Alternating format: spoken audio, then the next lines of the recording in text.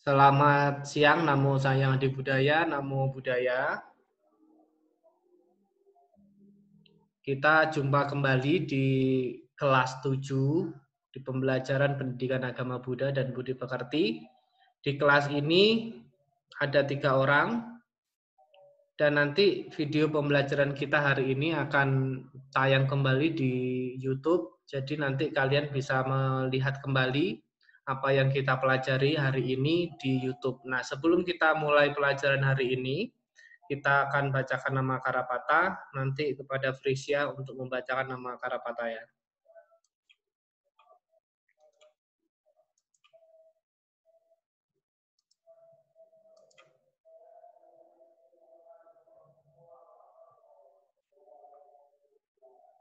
Oke, silahkan beranjali semua. Mari Frisia dinyalakan mic-nya. Kita mulai dengan membacakan nama Karagata.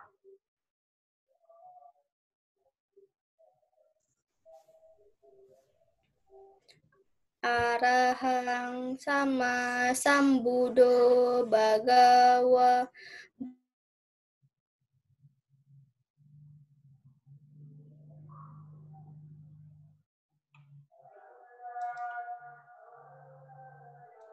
Frisia dinyalakan mic-nya.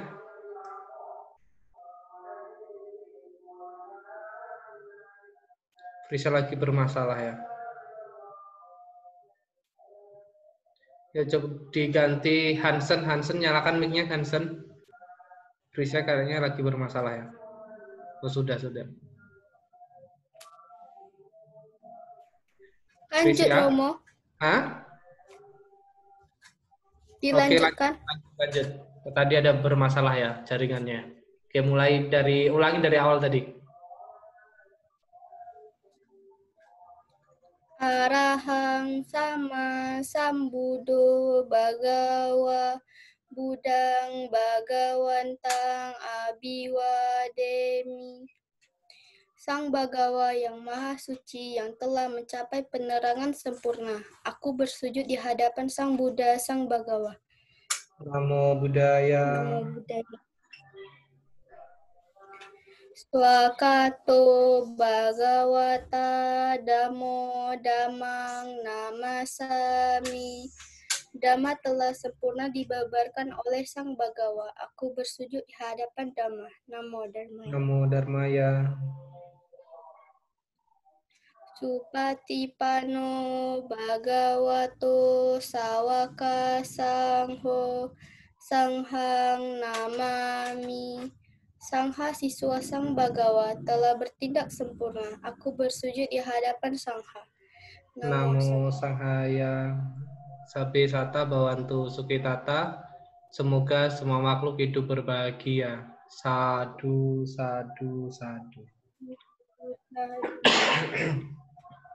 Oke, pertemuan kita hari ini kita melanjutkan tentang 7 minggu pasca penerangan sempurna dari Buddha Gautama.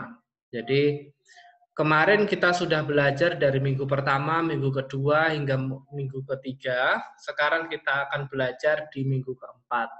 Nah, di minggu keempat ini sampai ke minggu ketujuh nanti kita akan melihat sebuah video juga lanjutan dari video kemarin dan kita akan mulai belajar dari sekarang. Oke, kalian dibuka buku paketnya ya. Langsung saya akan bacakan dari sini. Coba silahkan dilihat di buku paket di halaman 7. Buku paket kalian di halaman 7 ada sebuah gambar. Ini adalah gambar salah satu peristiwa yang terjadi di minggu keempat. Di minggu keempat, pada saat Buddha Gautama setelah mencapai penerangan sempurna. Nah, jadi pada minggu keempat, Buddha berdiam di kamar permata yang beliau ciptakan selama 1 minggu. Nah, beliau berdiam di sana selama 1 minggu. Beliau merenungkan kesulitan-kesulitan manusia. Beliau merenungkan kesulitan-kesulitan manusia dalam mempelajari dan menyelami ajaran yang lebih tinggi, yaitu Abhidhamma. Jadi di dalam minggu keempat ini Buddha menyelami kesulitan manusia dalam mempelajari kitab suci agama Buddha. Salah satu dari kitab suci agama Buddha yang terakhir adalah kitab suci Abhidhamma Pitaka. Jadi ajaran yang lebih tinggi itu disebut dengan Abhidhamma. Nah, di sana beliau merenungkan Abhidhamma. Abhidhamma itu ada 7 kitab. Jadi Abhidhamma itu ada 7 kitab. Disebut sebagai kumpulan dari 7 kitab. 7 kitab tersebut yaitu adalah Dhamma Sanggani, Vibhanga, Datukata, Pugala Panyati, Katawatu, dan Yamaka. Oh, Yamaka dan juga Patana. Ada satu lagi Patana. Nah, ketika beliau menyelidiki ke-6 kitab pertama, tubuhnya tidak memancarkan cahaya. Jadi ketika beliau mengamati 6 kitab pertama, tubuhnya tidak bercahaya. Namun ketika beliau sampai pada perenungan Patana, yaitu kitab yang terakhir, kemahatauan dari beliau akhirnya menunjukkan kilauan yang sangat luar biasa.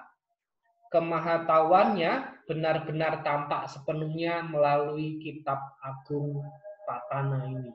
Jadi setelah membaca, merenungkan kitab yang ketujuh ini, kemahatauan dari Sang Buddha sudah terpancar dari dalam tubuhnya. Nah, demikianlah Buddha merenungkan Dharma yang halus dan mendalam dari kitab agung Patana dengan cara yang tak terhingga jumlahnya. Pikiran dari tubuhnya menjadi sedemikian murninya karena berpikir tentang ajaran yang lebih tinggi, pikiran dan batin beliau sangat suci, sehingga dari tubuh beliau memancar 6 sinar warna. Memancar 6 sinar warna. Nah, sinar warna inilah nanti yang akan menjadi bendera Buddhis. Nah, karena berpikir tentang ajaran yang lebih tinggi, pikiran dan batin beliau sangat suci, sehingga dari tubuh beliau terpancar 6 warna, 6 sinar warna. Nah, 6 sinar warna ini biru dalam bahasa Pali disebut nila, kuning emas di dalam bahasa Pali disebut pita, lalu jingga, merah di dalam bahasa Pali disebut lohita. Lalu ada warna putih yang di dalam bahasa Pali disebut odata. Lalu ada warna jingga yang di dalam bahasa Pali disebut manjita. Dan sebuah warna berkilau yang terbentuk dari campuran kelima warna tadi yang di dalam bahasa Pali disebut pabasara. 6 warna ini terpancar dari tubuh Sang Buddha. Masing-masing warna ini mewakili sifat mulia dari Sang Buddha Gautama. Nah, 6 warna ini mewakili 6 sifat dari Sang Buddha. Arti dari warna-warna ini adalah warna biru itu melambangkan bakti. Warna kuning melambangkan kebijaksanaan. Lalu yang merah melambangkan cinta kasih. Yang putih melambangkan kesucian. Yang jingga atau oranye melambangkan semangat. Lalu warna campuran ini berarti adalah kombinasi dari semua lambang tersebut. Nah, ini yang disebut peristiwa yang terjadi di dalam minggu keempat. Nah, peristiwa ini biasa dikenal dengan Ratanagara Sataha. Harus ingat ya. Dari kemarin itu banyak sekali istilah-istilah. Nah, di minggu keempat ini disebut adalah Ratanagara Sataha. Lalu kita menuju ke minggu kelima. Minggu kelima. Nah, pada minggu kelima ini, beliau masih berdiam di bawah pohon ajapala. Bukan pohon bodhi ya. Pohon ajapala ini di dekat pohon bodhi. Nah, pohon ajapala ini tumbuhnya di sekitaran pohon bodhi sambil meresapi kebahagiaan kebebasan beliau yang beliau rasakan, atau di dalam bahasa Pali kebahagiaan kebebasan disebut wimuti sukha. Selama 7 hari beliau masih berdiam di bawah pohon ajapala selama 7 hari. Nah, ketika beliau sadar dari kondisi samadhinya, seorang pertapa yang sangat sombong menghampiri beliau. Tanpa menunjukkan rasa hormat, sang pertapa yang sombong ini bertanya, dalam hal apa seseorang menjadi seorang brahmana? Dan kondisi-kondisi apa yang membuat seorang menjadi brahmana? Ini orang pertapa yang sangat sombong bertanya seperti itu. Lalu Buddha menjawab, seorang dapat disebut menjadi brahmana kalau brahmana itu sudah membuang kejahatan, tidak memiliki sifat congkak, bebas dari kekotoran batin, mampu menguasai diri, dan mampu mengukur diri sendiri. Seseorang layak disebut brahmana kalau dia benar-benar memiliki pengetahuan dan sudah menjalani kehidupan suci dengan benar. Inilah yang disebut dengan brahmana. Ini jawaban dari Sang Buddha. Lalu pada minggu kelima ini juga banyak sekali godaan yang datang. Banyak sekali godaan yang datang. Jadi ada beberapa godaan yang datang. Pada minggu kelima ini banyak godaan yang dihadapi Buddha melalui putri-putri cantik sebagai jelmaan Mara, yaitu Tanha, Arati, dan Raga. Akan tetapi, semua usaha itu sia-sia dan tidak menggoyahkan keteguhan batin dari Sang Buddha Gautama. Nah, mereka menampakkan diri sebagai 3 orang gadis yang elok dan menggiurkan, yang dengan berbagai macam tarian yang erotis, diiringi nyanyian yang merdu, dan bisikan yang memabukkan, berusaha untuk merayu dan menarik perhatian dari Buddha Gautama. Tetapi semua itu tidak menggoyahkan batin Buddha, sehingga akhirnya mereka pergi meninggalkan Buddha. Jadi di minggu kelima ini juga Buddha banyak sekali godaan-godaannya. Ini tadi adalah dari Mara yang mengganggu. Seperti gambar yang ada di halaman 8. Nah, peristiwa ini biasa dikenal sebagai Ajapala Sataha. Kenapa disebut Ajapala Sataha? Masih ingat kenapa disebut Ajapala Sataha? Karena Sang Buddha pada saat itu duduk berdiam di bawah pohon Ajapala. Makanya disebut Ajapala Sataha. Ini adalah peristiwa minggu kelima. Kita lanjutkan di peristiwa minggu keenam. Nanti kalau selesai peristiwa minggu ketujuh, kita akan menonton sebuah video. Nah, ini adalah peristiwa pada minggu keenam.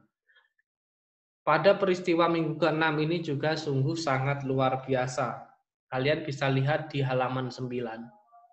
Nah, pada minggu keenam, Buddha berpindah dari pohon Ajapala menuju pohon Mucalinda.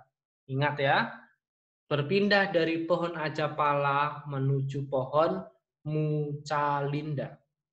Pada minggu keenam ini, selama beberapa hari, datang prahara menimpa beliau melalui turunnya hujan yang sangat lebat dan juga angin dingin yang sangat menusuk tulang. Mengetahui hal ini, ternyata Mucalinda, sang raja naga yang perkasa, keluar dari kediamannya. Ia membelitkan badan sang ular tadi, sang raja naga tadi, ke dalam tubuh sang Buddha, membelitkan badannya ke tubuh sang Buddha. Membelitkannya sebanyak 7 kali memutari tubuh sang Buddha. Dan kepala naga tersebut memayungi Buddha Gautama. Dengan Mucalinda berpikir sebagai berikut. Semoga yang mulia tidak dirundung dingin, supaya jangan sampai terkena air hujan, dan jangan diganggu lalat, nyamuk, angin, terik matahari, dan binatang merayap. Ini adalah perlindungan dari Mucalinda untuk melindungi tubuh dari sang Buddha dari angin yang sangat lebat hingga hujan. Jadi Raja Naga yang bernama Mucalinda ini menaungi sang Buddha, melindungi sang Buddha dari hujan dan juga angin. Ingat ya. Dan ternyata pohon Mucalinda yang melindungi tubuh sang Buddha dengan daunnya yang sedemikian rimbun sehingga tidak ada satu titik air maupun angin mampu menembus tubuh sang Buddha. Nah, ternyata pohon Mucalinda merupakan penjelmaan seorang dewa yang menyamar. Jadi pohon Mucalinda melindungi sang Buddha dengan daunnya yang lebat, yang sangat rimbun, untuk menutupi juga tubuh sang Buddha. Selain tadi ada sang Raja Naga, ada juga sang pohon Mucalinda yang melindungi tubuh dari sang Buddha supaya tidak ada setetes air pun mengenai tubuh dari sang Buddha. Dan ternyata pohon tadi atau pohon Mucalinda tadi ternyata adalah seorang dewa yang menyamar. Lalu kita lanjutkan. Akhirnya setelah keadaan alam menjadi normal lagi, dewa ini kembali sebagai seorang pemuda yang lalu menghampiri dan berdiri dengan sikap hormat, menelungkupkan kedua tangan di depan dada di hadapan sang Buddha. Jadi pemuda tadi atau dewa yang menyamar sebagai pohon tadi menjadi seorang pemuda lalu menghampiri sang Buddha dengan memberikan penghormatan bersikap anjali kepada sang Buddha Gautama. Nah, peristiwa di minggu ke-6 ini saat Buddha Gautama tinggal di dalam lilitan tubuh dan dalam lilitan sebanyak 7 kali dari sang Raja Naga Mucalinda dikenal sebagai Mucalinda Sataha. Jadi harus ingat kenapa disebut Mucalinda Sataha. Karena pada minggu ke-6 sang Buddha dilindungi oleh Raja Naga bernama Mucalinda dari hujan lebat dan juga angin kencang. Ingat, namanya adalah Raja Naga Mucalinda. Dan juga pohonnya tadi juga disebut pohon Mucalinda. Dan ternyata pohon tadi adalah penjelmaan dari seorang dewa. Lalu kita lanjutkan di minggu ke-7. Nah, pada minggu ke-7, Buddha dengan tenang melewatkan waktunya di bawah pohon Rajayatana, di bawah pohon Rajayatana.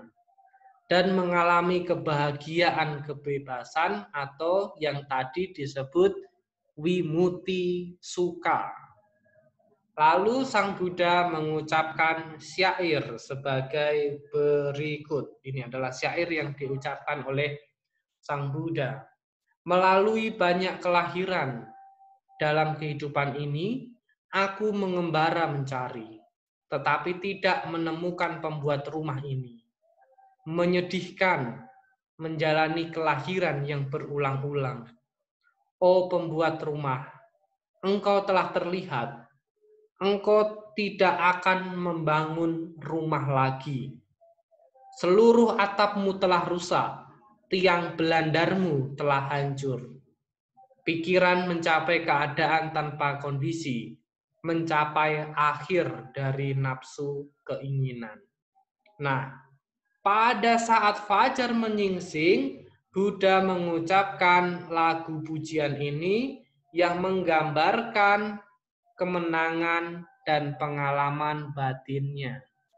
Jadi, ini adalah peristiwa ketujuh yang terjadi pasca penerangan dari Buddha Gautama. Nah, sebelum kita melanjutkan materinya, kita akan bersama-sama melihat sebuah video tentang 7 minggu pasca penerangan Sang Buddha. Nah, video ini sudah pernah kita tonton minggu yang lalu, tetapi belum selesai. Kita akan lanjutkan menonton videonya, dan silahkan kalian dengarkan lagi. Video ini sama seperti apa yang saya jelaskan tadi, dan dijelaskan kembali oleh video ini. Jadi kalau kalian tadi masih ada sedikit yang tidak kalian ketahui, kalian harus pahami di dalam video ini.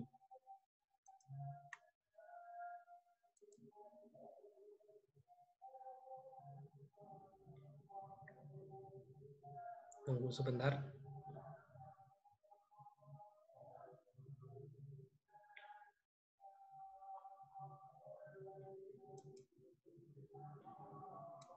Videonya sedang di-play. Nanti kalau sudah kelihatan, kalian katakan. Apakah sudah kelihatan?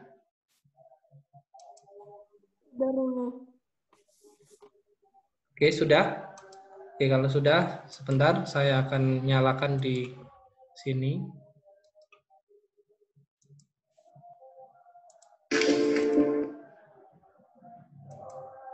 Nah, kita mulai dari minggu pertama kembali ya. Kita mulai dari minggu pertama nanti sampai ke minggu ketiga. Nah, ini kurang lebih ada 14 menit. Silakan kalian dengarkan, kalian perhatikan juga.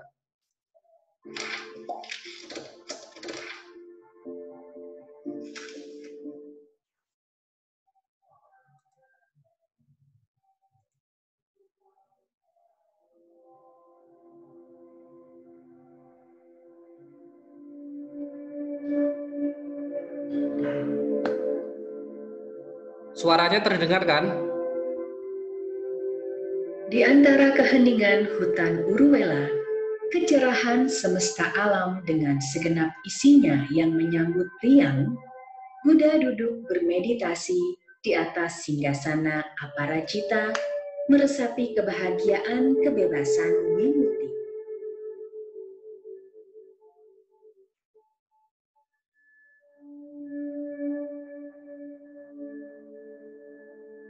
Kebahagiaan kearahatan yang bebas dari noda kekotoran batin.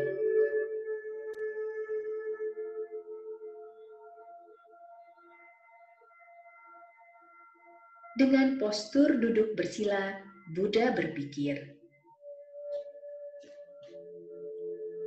"Aku telah mengembara dalam banyak kehidupan. Kini aku telah menaklukkan Mara secara total dan meresapi bekerjanya hukum Paticca Samuppada.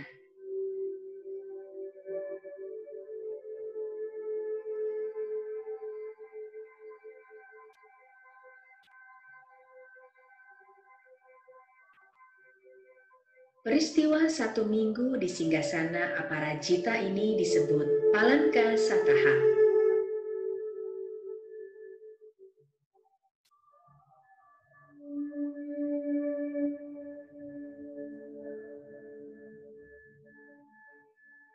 Buddha menikmati kebahagiaan kebebasan dengan merenungi bekerjanya hukum sebab akibat yang saling bergantungan atau paticca samuppada, mata rantai 12 faktor yang menjelaskan tentang fenomena penderitaan manusia dalam samsara atau tumimbal kelahiran dalam urutan maju dan urutan mundur. Buddha merenungkan dengan urutan maju proses munculnya lingkaran penderitaan. Dari awija atau kebodohan menyebabkan sankara atau bentuk-bentuk mental, dari sankara menyebabkan winyana atau kesadaran, dari winyana menyebabkan nama rupa atau batin jasmani, dari nama rupa menyebabkan salayatana atau 6 indera, dari salayatana menyebabkan pasan atau kontak, dari pasan menyebabkan wedana atau perasaan, dari wedana menyebabkan tanha atau keinginan, dari tanha menyebabkan upadana atau keterikatan, dari upadana menyebabkan bawa atau perwujudan, dari bawa menyebabkan jati atau kelahiran, dari jati menyebabkan jara marana atau sakit, usia tua, dan kematian.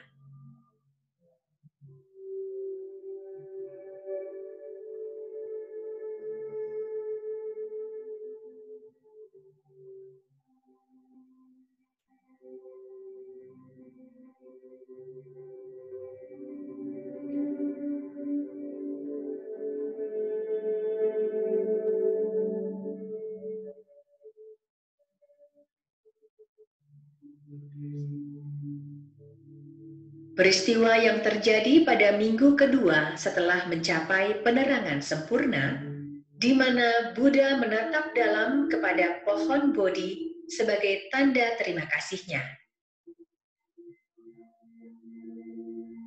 Buddha berdiri dan memandangi pohon tanpa berkedip selama 1 minggu. Peristiwa ini disebut Animisa Satta dan menunjukkan suatu pelajaran batin yang besar kepada dunia, yaitu berterima kasih kepada pohon Bodhi yang menaunginya selama perjuangan untuk mencapai penerangan sempurna. Peristiwa ini juga mengajarkan tentang balas budi dan kepedulian terhadap lingkungan.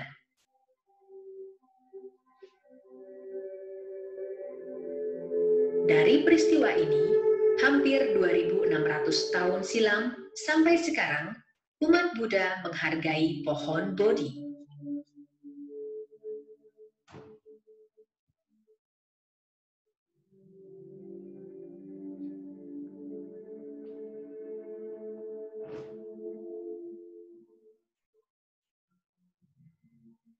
Pada minggu ketiga setelah mencapai penerangan sempurna, Buddha berdiam di dekat pohon Bodhi. Dengan mata batin yang tajam, Buddha mengetahui adanya makhluk-makhluk dewa yang masih meragukan penerangan sempurna yang telah dicapainya.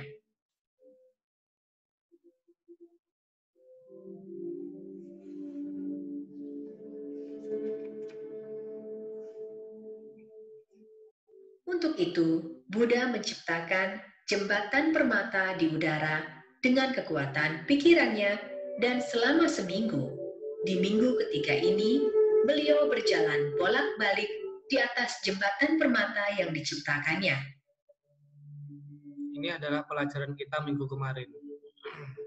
Nah, ini baru yang peristiwa berjalan di jalan setapak permata ini disebut Cankama Sataha.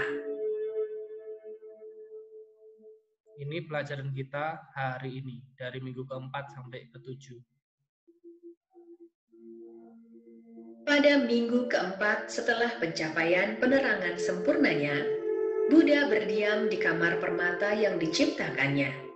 Beliau merenungkan kesulitan-kesulitan manusia dalam mempelajari dan menyelami ajaran tertinggi yang disebut Abhidhamma. Ajaran Abhidhamma terdiri atas 7 kitab. Ketika beliau menyelidiki ke-6 kitab pertama, tubuhnya tidak memancarkan cahaya. Namun ketika Buddha merenungkan kitab ke-7 atau Patana, kemahatauannya menunjukkan kilauan yang luar biasa. Kemahatauannya benar-benar tampak sepenuhnya melalui ajaran agung tersebut dan aura yang terpancar dari tubuhnya dalam 6 sinar. 6 sinar tersebut adalah biru, kuning emas, merah, putih, jingga, dan warna campuran dari 5 sinar tersebut. Biru melambangkan bakti, kuning emas melambangkan kebijaksanaan, merah melambangkan cinta kasih, putih melambangkan kemurnian dan kesucian, jingga melambangkan kegiatan, dan warna kilau campuran melambangkan kombinasi dari semua sifat mulia ini.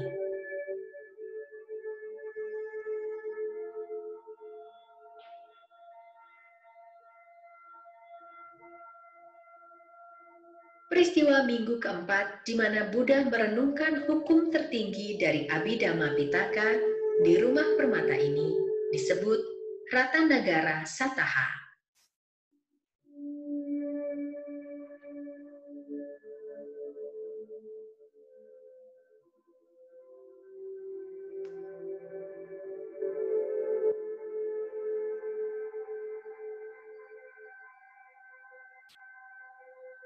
Pada minggu kelima setelah mencapai penerangan sempurna, Buddha berdiam di bawah pohon Ajapala yang tumbuh di sekitar pohon Bodhi sambil meresapi kebahagiaan Nibbana selama 7 hari. Ketika beliau keluar dari meditasinya, seorang pertapa yang sombong menghampirinya. Tanpa menunjukkan rasa hormat, dia bertanya, dalam hal apa seseorang menjadi seorang Brahmana? Dan kondisi-kondisi apa yang membuat seseorang menjadi Brahmana? Seseorang bisa menjadi Brahmana kalau dia sudah membuang kejahatan, tidak memiliki sifat congkak, bebas dari kekotoran batin, mampu menguasai diri, dan mampu mengukur diri sendiri.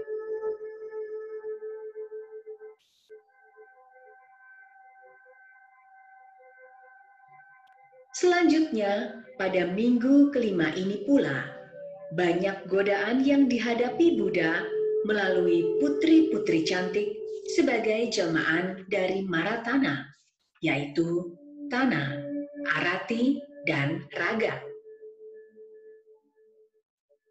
Akan tetapi, semua itu tidak menggoyahkan keteguhan batin Buddha, sehingga akhirnya mereka pergi meninggalkan Buddha Gotama. Minggu kelima ini dikenal sebagai Ajapala Sataha.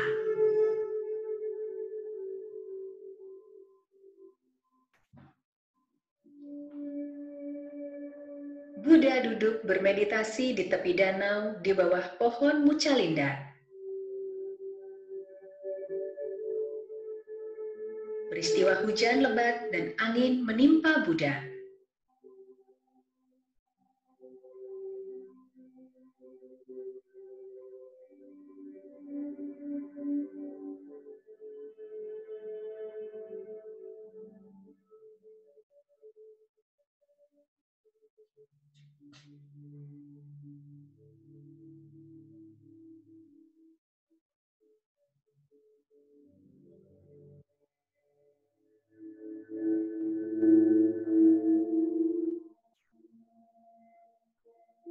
Dewa menjelma sebagai Raja Naga keluar dari danau Mucalinda dan segera melindungi Buddha.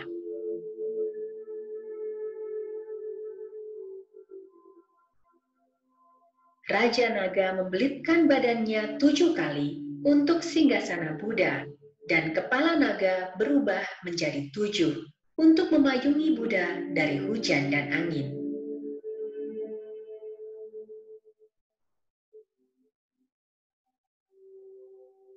Setelah reda, Raja Naga berubah menjadi seorang pemuda, lalu merangkapkan kedua tangan di depan dada, memberi hormat kepada Buddha.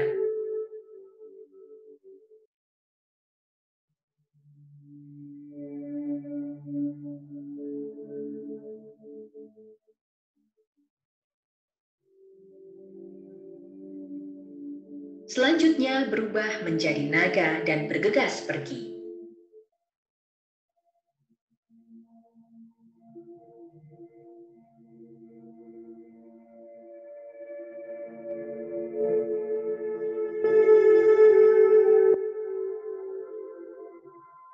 Peristiwa di bawah pohon Muchalinda ini disebut Muchalinda Sataha.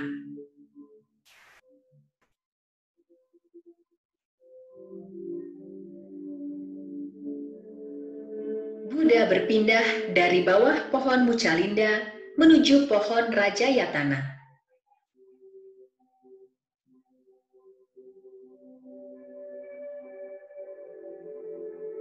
Di bawah pohon Rajayatana, Buddha duduk bersila di tepi sungai Neranjara untuk menikmati kebahagiaan arahat dalam batinnya. Pada saat fajar menyingsing, Buddha mengucapkan lagu pujian sebagai berikut. Melalui banyak kelahiran dalam kehidupan, aku mengembara mencari, tetapi tidak menemukan pembuat rumah ini. Menyedihkan menjalani kelahiran yang berulang-ulang. Oh pembuat rumah, engkau telah terlihat. Engkau tidak akan membangun rumah lagi. Seluruh atapmu telah rusak. Tiang belandarmu telah hancur. Pikiran mencapai keadaan tanpa kondisi. Mencapai akhir dari nafsu keinginan.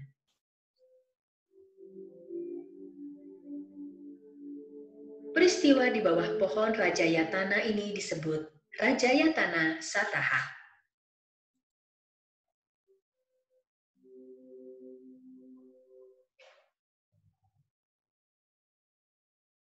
Oke, nah.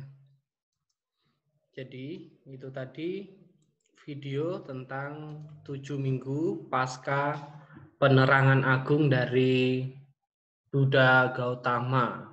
Jadi video tadi juga nanti bisa kalian saksikan langsung di video pembelajaran kita yang akan saya upload nanti kurang lebih jam 4 sudah tayang di YouTube. Nah, sebelum kita mengulangi pelajaran tadi, kita akan melanjutkan pembelajaran kita. Masih ada pembelajaran yang B, yaitu nilai penting dalam 7 minggu pasca penerangan agung. Silakan buku paketnya dibuka di halaman 11.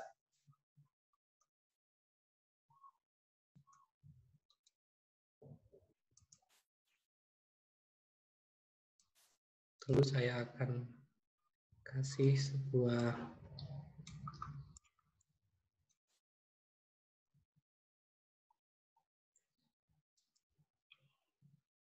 apakah sudah kelihatan? Nah, kalau sudah kelihatan kita akan lanjutkan.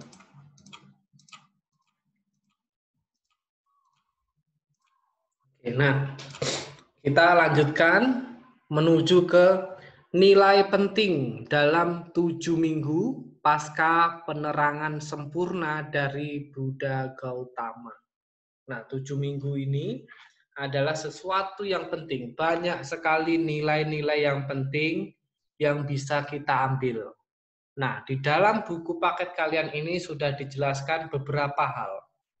Dikatakan adalah beliau mengembara. Kita tunggu ya, oh di atasnya lagi. Oke, kita tunggu. Nah, Buddha mengakui bahwa dalam pengembaraannya yang lampau dalam kehidupan yang membawa penderitaan adalah suatu kenyataan. Hal ini dengan jelas membuktikan tentang yang disebut dengan tumimbal lahir. Itu ada di peristiwa minggu pertama. Beliau mengembara, berusaha mencari obat untuk mengobati penderitaan manusia. Dan sebagai akibatnya, beliau menderita. Itu yang harus diingat. Selama beliau tidak dapat menemukan arsitek yang membangun rumah ini disebut tubuh yang membangun rumah ini, ya. Disebut rumah ini adalah tubuh kita. Tidak mungkin melenyapkan penderitaan. Beliau melakukan pengembaraan setelah proses pencarian penyebab penderitaan tidak berhasil. Akhirnya beliau menemukan penyebab penderitaan, yaitu arsitek bangunan rumah yang sulit ditangkap ini.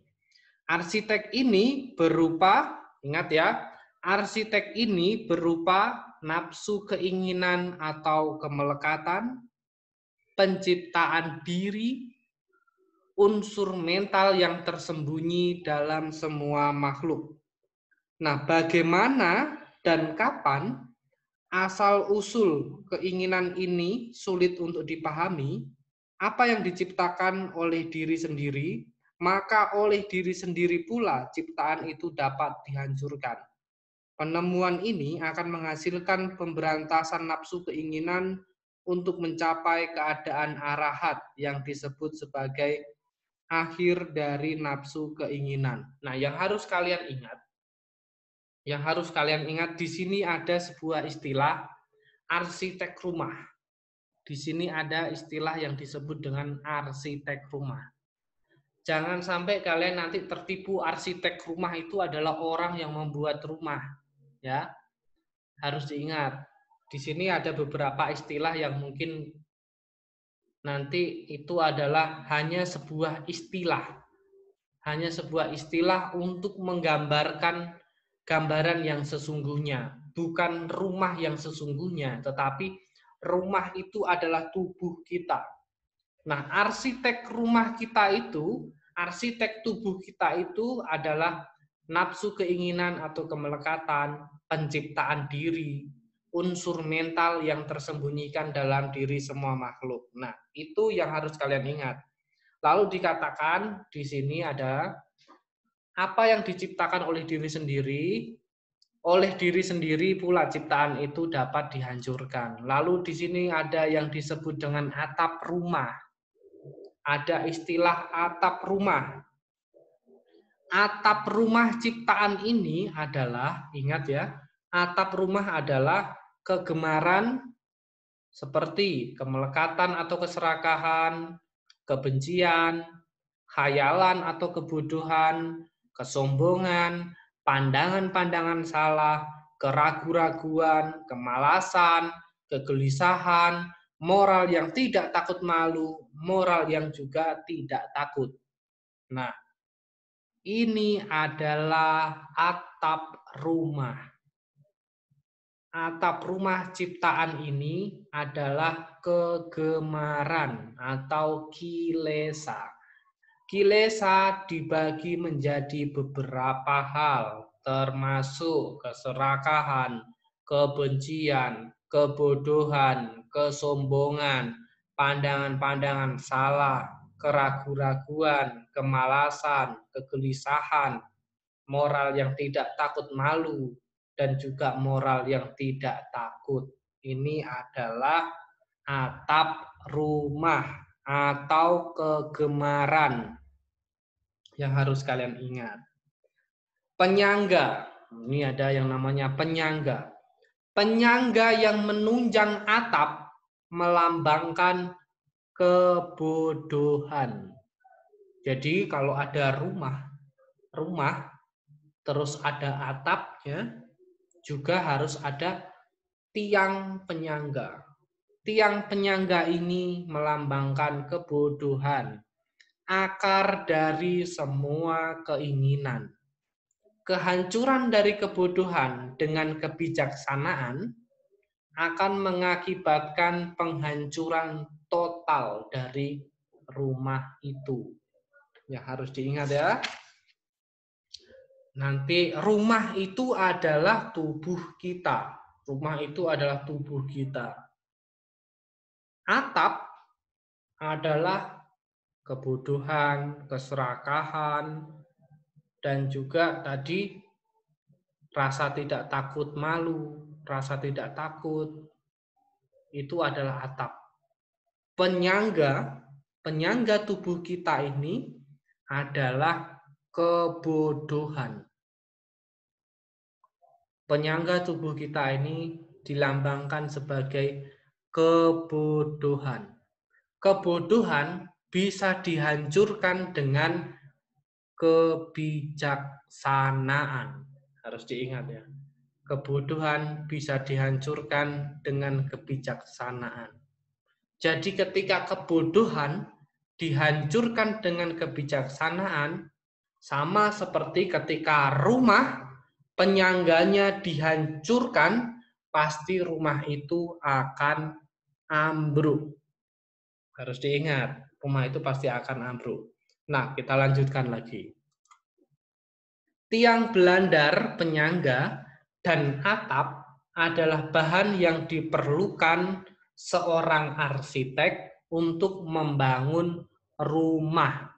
Pastinya kan kalau mau membangun rumah harus ada tiang penyangga dan juga ada atapnya. Tetapi di dalam istilah ini, di dalam tubuh kita ini, kita tidak memerlukan keserakahan, juga kita tidak memerlukan kebodohan. Makanya di sini dikatakan, tiang belandar, penyangga, dan atap adalah bahan yang diperlukan arsitek untuk membangun rumah yang tidak diinginkan ini. Dengan perusakan mereka, arsitek kehilangan bahan-bahan untuk membangun rumah yang tidak diinginkan. Ingat lagi, dengan penghancuran semua ini, maka semua pikiran yang sulit dikendalikan mencapai keadaan tanpa kondisi, yaitu nibbana, Apa yang bersifat keduniawian ditinggalkan, dan hanya keadaan yang bersifat di luar keduniawian, yaitu nibbana yang kekal, Nah, sebagai penghargaan terhadap pohon Bodhi yang sudah menaungi Sang Bodhisatwa Pangeran Siddhartha selama duduk bermeditasi sampai beliau memperoleh penerangan sempurna, maka umat Buddha sampai sekarang ini menghargai pohon Bodhi. Kalau batin kita teguh, maka segala godaan akan dapat dihindari. Kita harus berlatih mengendalikan pikiran dan membersihkan batin, sehingga kita mampu menghalau segala bentuk godaan. Buddha sudah menemukan arti kebahagiaan sejati. Buddha sudah menemukan. Kebahagiaan itu dapat dicapai kalau kita tidak melekat pada keinginan dan mampu melenyapkan nafsu keinginan yang tidak baik. Kebahagiaan abadi ini disebut sebagai nibbana atau nirwana. Itu adalah yang disebut dengan nibbana atau nirwana. Nah, sampai di sini ada yang tidak kalian ketahui? Yang kalian tidak ketahui, silahkan kalian tanyakan. Yang ingin bertanya tentang apa materi ini, karena materi ini, materi-materi kelas kalian sampai naik ke atas nanti memang materi-materi yang agak susah. Jadi kalian butuh pemahaman yang ekstra. Makanya itu pelajaran kita hari ini akan selalu saya upload ke YouTube supaya kalian bisa melihat ulang apa yang kita pelajari hari ini. Supaya kalian nanti bisa mengulang sampai kalian nanti tahu. Karena memang pelajaran kalian nanti dari kelas 1, kelas 2, dan kelas 3 akan semakin naik, pemahaman tentang ajaran Buddha akan semakin lumayan berat. Tapi Nanti ujung-ujungnya akan membuat kalian menjadi anak yang bijaksana. Oke, silakan tanyakan sesuatu yang tidak kalian ketahui dari pelajaran kita tadi. Yang harus kalian ingat, atap rumah, tiang penyangga, rumah, dan juga arsitek itu tadi bukan asli. Itu tadi hanya sebuah ilusi. Itu tadi hanya sebuah gambaran saja. Oke? Sudah mengerti? Saya sekarang mau bertanya kepada Hansen. Hansen, coba nyalakan mic-nya. Ya, Romo. Nah, Hansen ada pertanyaan nggak tentang materi kita hari ini? Bagaimana, Hansen?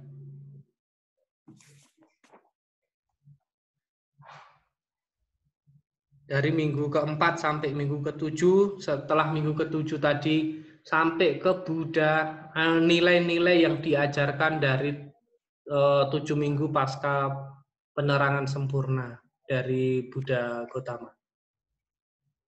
Prisya, ada pertanyaan? Grace, ada pertanyaan?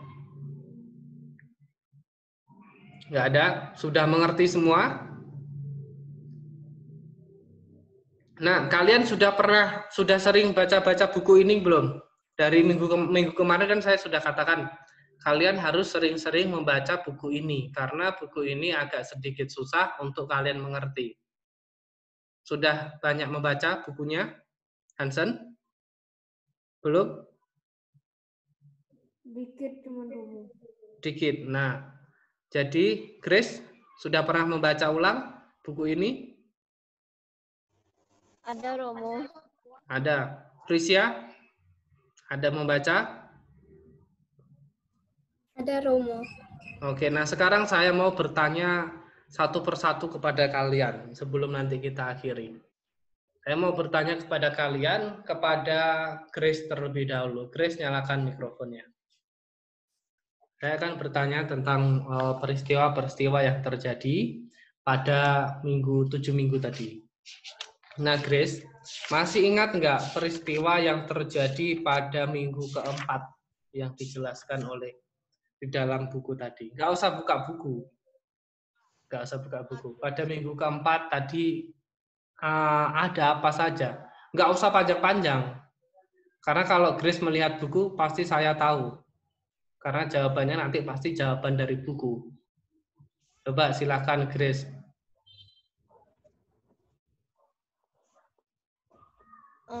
Tubuh Buddha memancarkan cahaya pada saat membaca kitab ke-6.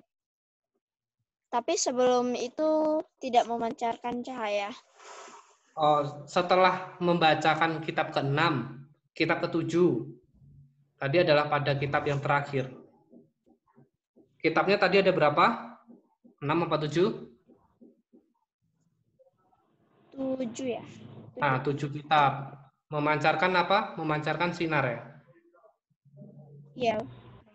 Jadi pada saat minggu keempat tadi, Sang Buddha itu berdiam di dalam kamar apa tadi ya? Kamar permata. Kamar permata ya. Jadi tadi Sang Buddha berdiam di kamar permata dan juga merenungkan Abhidhamma. Merenungkan kitab suci Abhidhamma adalah kitab ajaran yang lebih tinggi, yang sulit dimengerti oleh umat manusia. Dan juga pada saat beliau membaca kitab 1, merenungkan kitab 1 sampai ke-6, masih belum memancarkan. Tetapi ketika memancarkannya, pada saat merenungkan kitab ke-7, memancarkan sinarnya berwarna apa saja? Warna biru, kuning keemasan, merah, oranye, sama putih. Terus? Udah itu aja? Nggak ada warna campurannya? Kan ada warna campurannya. Campuran. Jadi 6 warna itu sekarang dijadikan warna apa? Dijadikan warna sebagai warna bendera apa? Bendera Buddhis. Nah, itu adalah 6 warna. Jadi kalau ditanya asal-usul dari warna bendera Buddhis itu adalah dari pasca 7 minggu setelah Pangeran Pertapa Siddhartha mencapai penerangan sempurna. Dan terjadi pada saat minggu keempat, pada saat Sang Buddha merenungkan kitab Abhidhamma. Jadi itulah asal-usul kenapa ada bendera Buddhis. Oke, sekarang saya mau bertanya ke Hansen. Hansen, nyalakan mikrofonnya.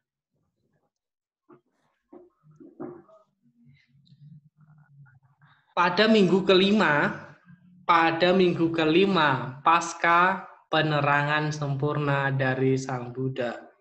Coba Hansen, nggak usah lihat buku, Hansen lihat ke kamera. Lihat ke buku sama lihat ke kamera akan kelihatan dari matanya. Oke? Silakan Hansen kasih tahu saya dan kasih tahu teman-temannya. Pada minggu kelima peristiwa apa saja yang terjadi? Silakan Hansen, dimulai dari sekarang.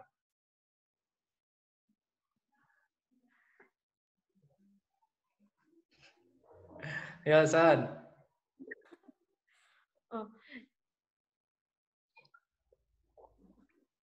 Lupa Rumi. Minggu kelima ini gampang. Kalau lupa, terserah Hansen mau minggu keberapa. 5, 6, atau 7. Buddha digoda oleh 3 perempuan. Oke. Masa cuma 1 Buddha digoda oleh perempuan? Tadi nonton videonya kan, videonya sampai 15 menit loh. Masa Buddha cuma digoda sama 3 perempuan? Aduh. Padahal videonya tadi 12 menit, hampir 14 menit Buddha digoda oleh 3 perempuan. Masa cuma itu? Ada lagi nggak? Tunggu ya, saya mau ke Frisya dulu aja. Frisya, nyalakan mic-nya. Frisya, nyalakan mic-nya. Frisya, silahkan pilih mau minggu kelima, minggu ke-6, atau minggu ke-7. Frisya mau minggu keberapa? Minggu ke-6. Oke, silahkan Frisya. Minggu ke-6. Sang Buddha ngapain saja? Pada minggu ke-6 Buddha berpindah ke pohon Ajapala. Saat turun hujan lebat,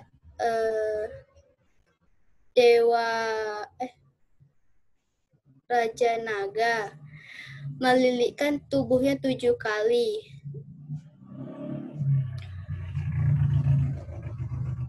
Lalu memayungi Sang Buddha agar tidak terkena hujan. Cuma itu saja? Oke, satu koreksi ya. Satu koreksi ya. Ingat ya, di minggu ke-6 bukan pohon Ajapala ya. Pohon Ajapala itu terjadi di minggu ke-5. Jadi di minggu ke-6 itu Sang Buddha berpindah dari pohon Ajapala menuju pohon, nama dewanya dewa apa? Siapa yang tahu silakan nyalakan mic-nya. Dewa Mucalinda. Nama pohonnya juga pohon Mucalinda. Jadi Sang Buddha berpindah dari pohon Ajapala menuju pohon Mucalinda. Pada saat itu terjadi prahara besar. Hujan lebat dan angin kencang terjadi. Dan Sang Raja Naga yang bernama siapa? Nama pohonnya apa? Nama pohonnya apa? Mucalinda. Sang Raja Naga, Mucalinda, melilitkan tubuhnya ke tubuh Sang Buddha sebanyak 7 kali dan kepalanya memayuni Sang Buddha hingga tidak ada setetes air pun menyentuh tubuh Sang Buddha. Oke, terima kasih kepada Prisya. Tadi sudah sedikit tahu tentang peristiwa di minggu ke-6. Silakan Hansen nyalakan mic-nya. Tinggal ada minggu ke-5 dan minggu ke-7. Hansen pilih antara nomor minggu ke-5 atau minggu ke-7. Silakan Hansen.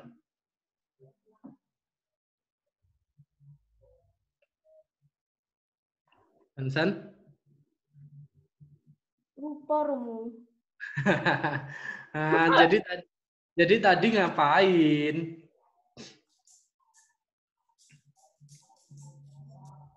Nah, jadi kalau lupa, nanti setelah ini kalian harus benar-benar mengingat ya. Sedikit-sedikit saja harus kalian ketahui. Jadi minggu pertama, minggu kedua, minggu ketiga, minggu keempat, minggu kelima, minggu keenam, hingga minggu ketujuh. Padahal di minggu kelima juga itu sangat mudah sekali. Di minggu kelima kan Sang Buddha tadi didatangi oleh seorang pertapa yang congkak. Ya kan? Minggu kelima itu Sang Buddha didatangi oleh pertapa yang congkak, yang sangat sombong. Pertapa tadi bertanya tentang Brahmana. Lalu setelah pertanyaan tadi, Sang Buddha didatangi oleh 3 orang wanita. Didatangi oleh 3 mara. 3 orang wanita yang 3 orang mara yang menyamar menjadi gadis cantik dengan tari-tarian erotis, dengan lagu-lagu yang merdu. Namun Sang Buddha tidak tergoyahkan. Itu saja cuman peristiwa kelima. Terus peristiwa keempat, Sang Buddha merenungkan kitab Abhidhamma. Pada merenungkan kitab yang pertama sampai ke-6, tidak memunculkan sinar. Namun ketika Sang Buddha merenungkan kitab yang terakhir, yaitu adalah kitab Patana, muncul sinar dari tubuh Sang Buddha, sinar yang berwarna 6 sinar, yang sekarang menjadi bendera Buddhis. Peristiwa ke-6, di minggu ke-6 tadi, dikatakan bahwa Sang Buddha berdiam dari pohon Ajapala menuju ke pohon Mujalinda. Terjadi prahara besar. Tadi yang saya ceritakan. Pada minggu ke-7, Sang Buddha mengucapkan syair. Pada saat apa tadi Sang Buddha mengucapkan syair? Pada saat fajar menyingsing, Sang Buddha mengucapkan syair tentang rumah, syair tentang rumah atau tentang tubuh, dan juga syair tentang pembebasan. Itu yang harus kalian ingat. Nah, pertemuan kita hari ini cukup sampai di sini. Tugas untuk kalian silahkan dibuka di halaman 14.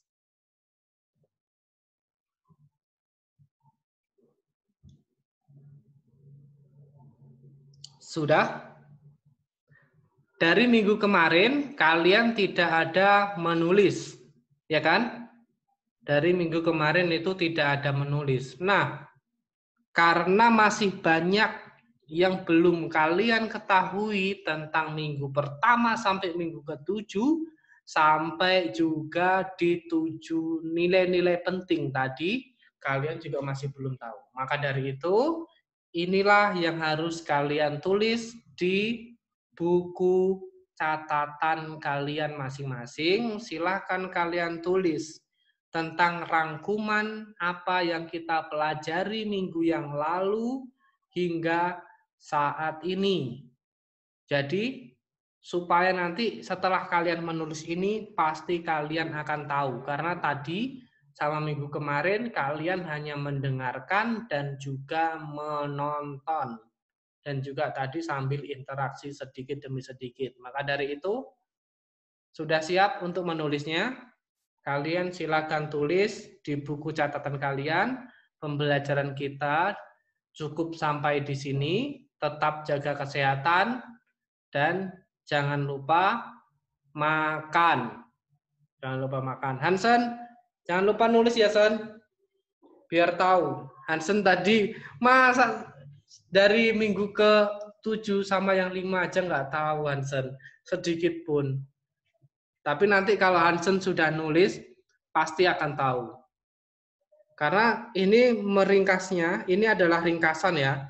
Ringkasan dari materi yang kita pelajari minggu yang lalu sampai minggu sekarang. Makanya nanti kalian tulis ini adalah materi bab 1.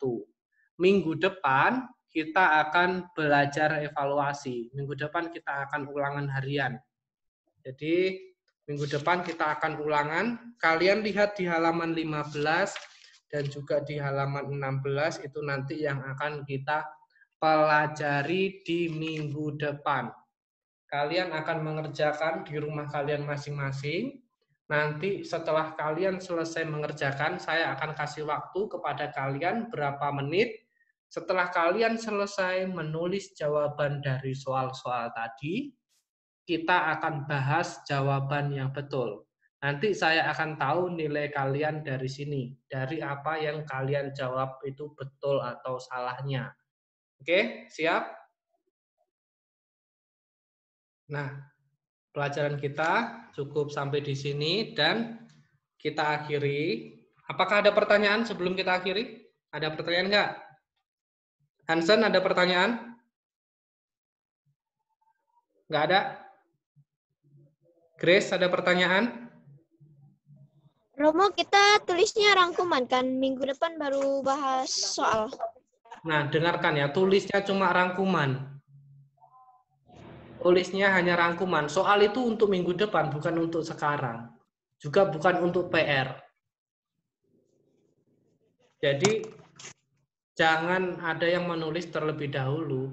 Jadi, rangkuman ini harus kalian tulis di buku catatan kalian dulu. Kalian harus mengerti.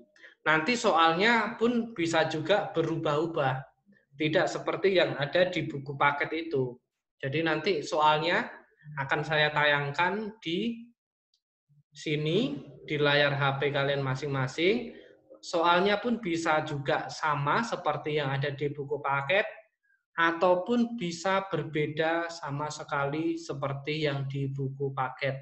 Tetapi jawabannya tetap semua ada di buku paket. Maka dari itu, yang harus kalian ingat adalah kalian menulis ringkasan itu sampai selesai. Tugasnya cuma itu. Oke, sudah mengerti? Oke, nah kalau sudah mengerti, silakan Frisia dinyalakan mikrofonnya. Pertemuan kita pada hari ini akan ditutup oleh Frisia dengan membacakan nama Karapata. Silakan kita semua beranjali.